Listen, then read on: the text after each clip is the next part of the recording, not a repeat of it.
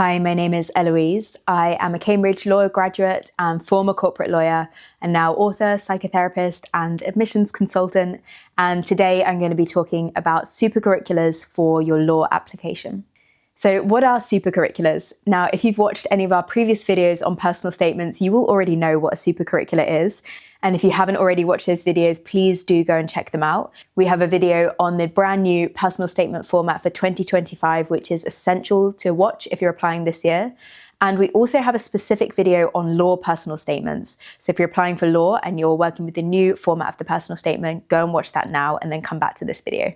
So what are supercurriculars? As you all know, supercurriculars are things that you do that are unrelated to your school curriculum that relate directly to your law degree application. These are distinguished from extracurriculars, which are activities you do outside of your school curriculum, but that are not related to law. So these will be things like sports, dance, acting, music, anything you do that isn't school related, but also doesn't relate to your application for a law degree. So as you'll know from our previous videos, the supercurriculars are extremely important for law, and this is because not many people have studied law as an academic subject before. So you have to do not only expressing of your passion for law, but you have to do a little bit of extra work to show the applications team that you actually understand what law is at an academic level. And so this is why the supercurriculars are normally books. So there'll be books that you read relating to the academic study of law, but there are a lot of other supercurriculars you might want to consider as well. So where will your supercurriculars be helpful? I think there are three main places in the application process where you'll really be drawing on these supercurricular activities to support your application.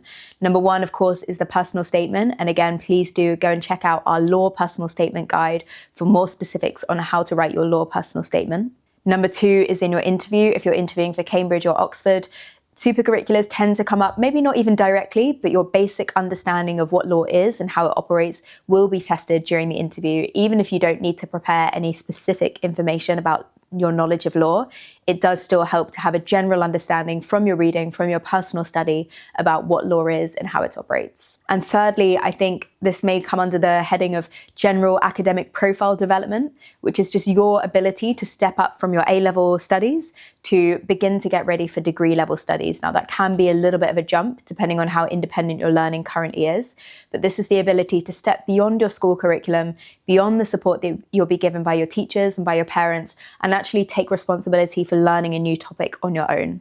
And this is going to develop skills, not only of academic skills of being able to study law and understanding what the law degree is, but also things like taking responsibility for yourself, understanding how you best learn and operate, developing study skills that will carry you through your degree and beyond, and much more. So when should you start doing your supercurricular planning?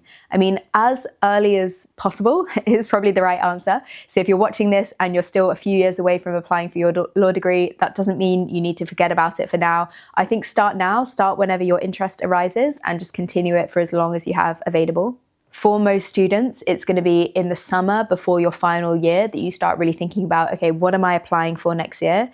And if you're locked down into applying for law, that's when you normally start getting your reading list and understanding more about what the subject is. That is not to say that you're too late to learn about the law if you are slightly later in the process. Obviously, the more you can learn in advance of writing your personal statement, the more well-rounded and informed your personal statement is likely to be. However, if you feel like you're right up against the deadline and you still don't feel like you've done enough supercurricular development, if you're interviewing, you have a second period from October the 15th up until December to prepare for your interview. And even beyond that, you can keep reading and studying all the way up until you start your law degree. So how should you start planning and finding your supercurricular selection? Well, one of the ways is just to follow your own interest, and this is maybe a bit more well-suited to those who are quite far away from the application deadline. Let's say you're a few years away from applying for your university studies, but you still want to develop your studies in law. I think you can be a little bit more free-form. Interest develops, so you can grab a few books that seem interesting to you. Maybe you can even find legal themes in other books you're reading. So for example, To Kill a Mockingbird or The Great Gatsby. Think about what are legal themes in these kind of fundamental texts that you might have already been exposed to. For those of you who are a little closer to the deadline and want a more structured approach, I think the best way is to look at the university website of your top one or two options for university and see what they have on both on their general university applications page for undergraduates, but also on their law faculty page. Now, the law faculty page will often have videos and other resources that they'll link out to, so you can start there by developing your understanding of how the law faculty operates and how they teach the course. Really important to look at the course curriculum as well, especially for the top university that you're applying to, like top of your list, because this will give you an understanding of how the modules are split out, the things that you'll be learning in your first year. And these are the topics that are more likely to come up in your interview or where you're talking to admissions team members, because these will be the very first things that you study when you start your law degree. My advice would be to map out how long you have to prepare for this. So let's say from whenever you're starting now up until the deadline where you submit your UCAS application, maybe that's stage 1, and stage 2 could be from your UCAS application up until your interview.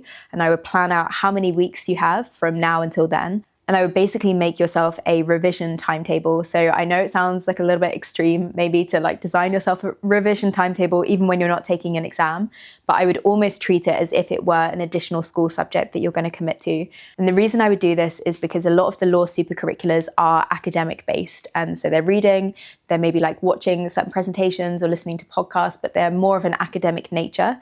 So I think a structured timetable approach would be beneficial for most people instead of just dipping in and out. And it also means that you get everything that you need to done at the time it needs to be done. So what are the essential supercurriculars that you need to include?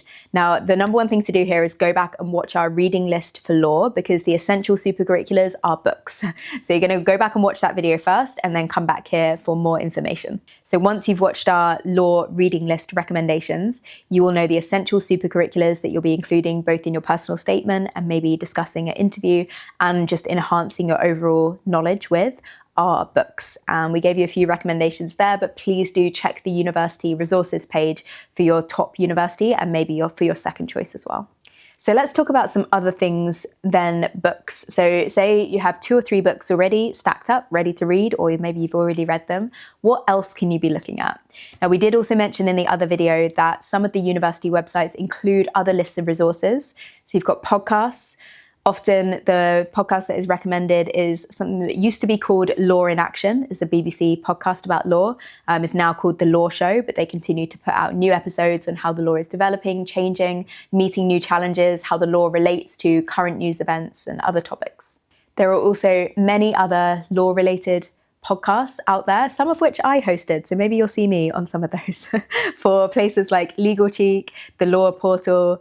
The University of Law also has a podcast, so you can just put law into your favorite podcast player of your choice and you will find a huge range of episodes. The other thing that is often recommended on some of the university resources pages is legal news. And now you can get legal news from any news source, so you can get it on the BBC or anywhere, The Guardian, The Times, the Financial Times, but specifically law-related news. You can put law into the search bar of any newspaper homepage and it will often give you specific law-related articles. If you're looking for specific legal news, you might check out places like The Lawyer, Legal Week, The Law Portal, or even somewhere like Legal Cheek, which is a little bit more on the student focus side.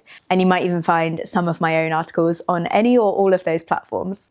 Other supercurriculars you can consider include attending court. So really, really good to attend a local court if you're able to, even for half a day or a day of just observing a trial. So this could be a county court. If you're in London, you can attend courts like the Old Bailey or the High Court or even the Supreme Court, which has a very interesting museum if you're interested in legal history.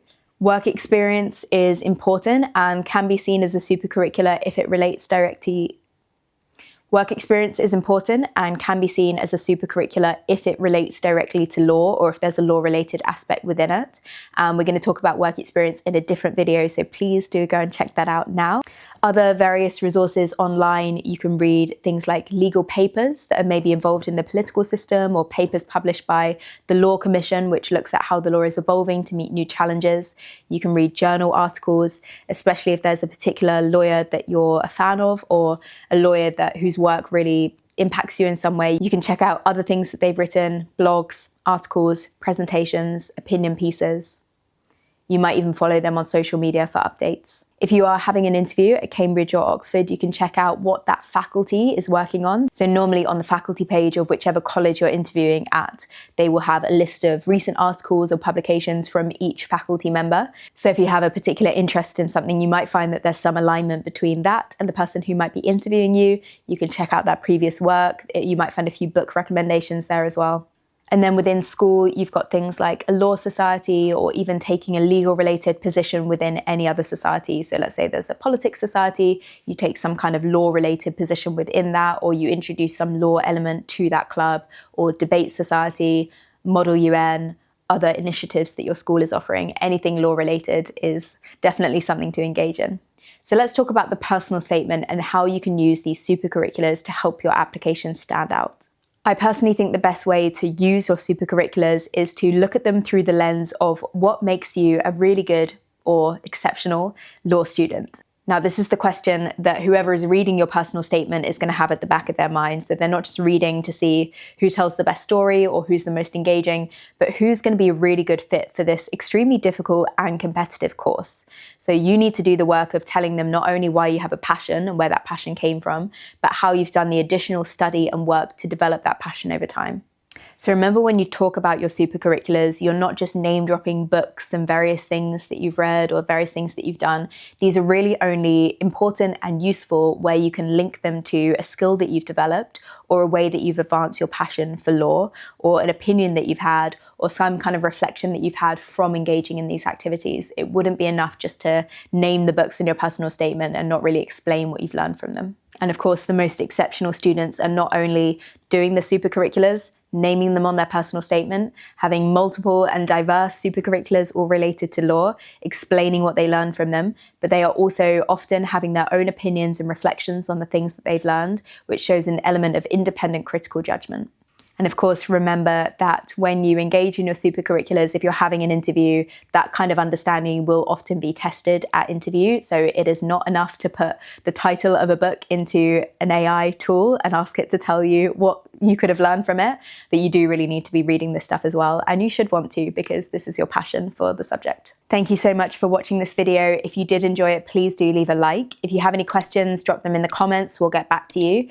If you could subscribe, you'll get updates on new videos. And if you have any friends who might be interested in this topic, please do send them the video, share it with them. If you feel like you would benefit from any support, guidance, assistance in your applications journey, please do get in touch using the information on screen now, and someone will get back to you. We have a whole range of tutors who are highly qualified in every aspect of the admissions process, and you can be matched with someone who can really assist you on the journey. And as always, best of luck with your applications.